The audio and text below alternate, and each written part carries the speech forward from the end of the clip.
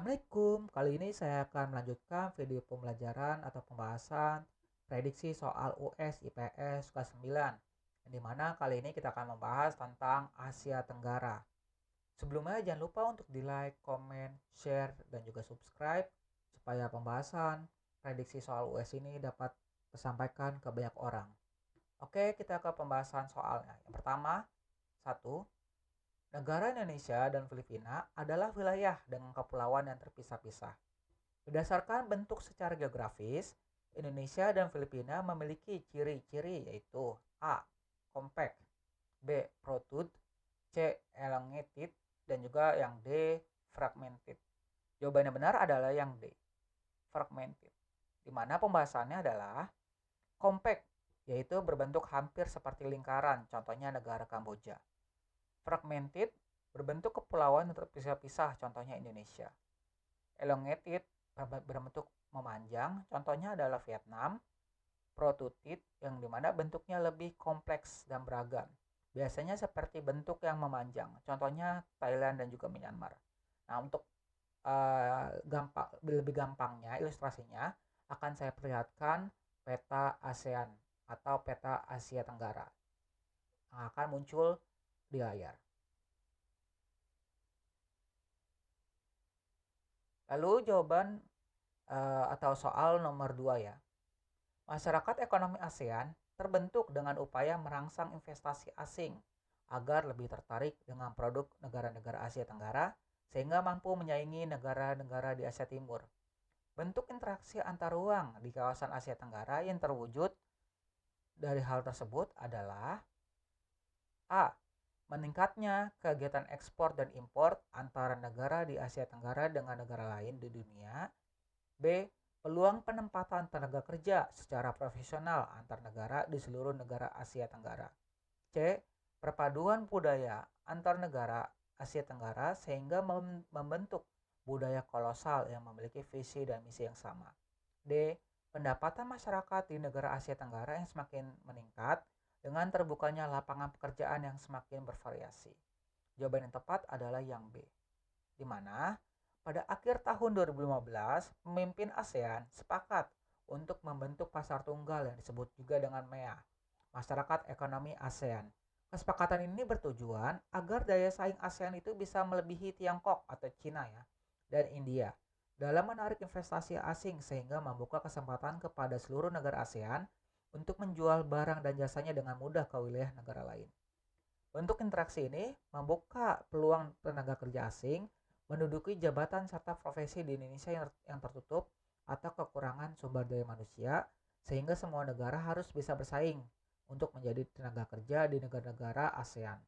Pendidikan yang berkualitas tentunya menjadi modal persaingan dalam menghasilkan lulusan yang memiliki pengetahuan, sikap, dan keterampilan terbuka secara global. Lalu kita ke pembahasan selanjutnya yang AFTA atau ASEAN Free Trade Area merupakan salah satu bentuk kerjasama negara-negara di kawasan Asia Tenggara dalam bidang ekonomi. Tujuan didirikannya AFTA adalah untuk meningkatkan daya saing ekonomi negara-negara ASEAN. Salah satu upaya yang dilakukan oleh AFTA untuk mencapai tujuannya adalah A. Membentuk pusat industri di kawasan ASEAN.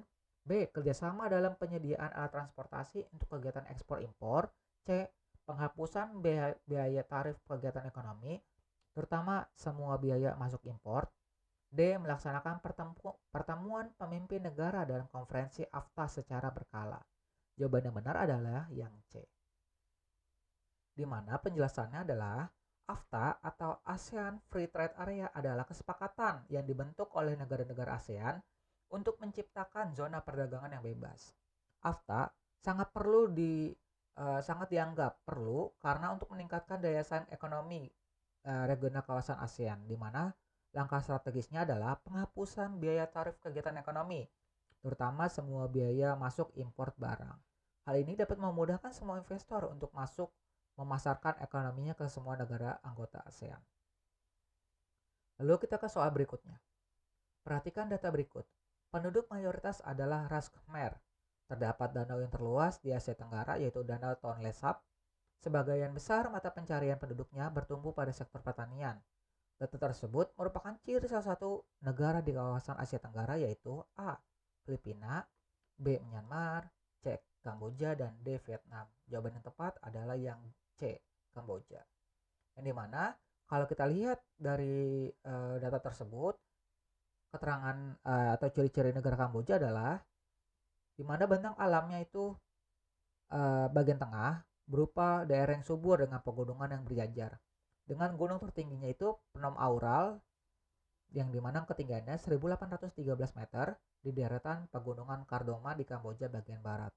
Lalu danau terbesarnya itu Danau Tonle Sap dengan sungai utamanya itu Sungai Mekong yang sebagai jalur transportasi bagi penduduk Kamboja.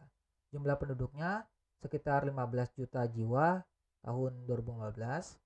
Pertumbuhan penduduk minus 0,2%. Yang dimana ada agama mayoritasnya agama Buddha. Ras Khmer adalah ras mayoritas yang ada di Kamboja. Kegiatan perekonomian itu bertumpu pada pertanian dengan sistem pengolahan yang masih tradisional, di mana Kamboja tidak memiliki industri yang besar dan SDM yang terampil dan mengalami keterpurukan ekonomi karena perang saudara. Lanjut ke pembahasan yang terakhir, di mana faktor utama yang menyebabkan kawasan Asia Tenggara sangat strategis dalam bidang ekonomi adalah A. Berada di antara dua samudra, B. Memiliki iklim yang tidak ekstrim, C. Memiliki tanah yang sangat subur, dan D. Banyak memiliki gunung api dan perairan. Jawaban yang tepat adalah yang A. Berada di antara dua samudra, Samudra Hindia dan juga Samudra Pasifik. Yang dimana kedua samudra ini juga menghubungkan negara-negara bagian barat dan juga negara-negara bagian timur, yang dimana sangat menguntungkan bagi peningkatan kegiatan perdagangan. Oke, itu aja untuk pembahasan kali ini. Untuk pembahasan materi negara maju dan negara berkembang akan dibahas di video berikutnya. Cukup sekian, terima kasih atas perhatiannya. Wassalamualaikum warahmatullahi wabarakatuh, dan adios.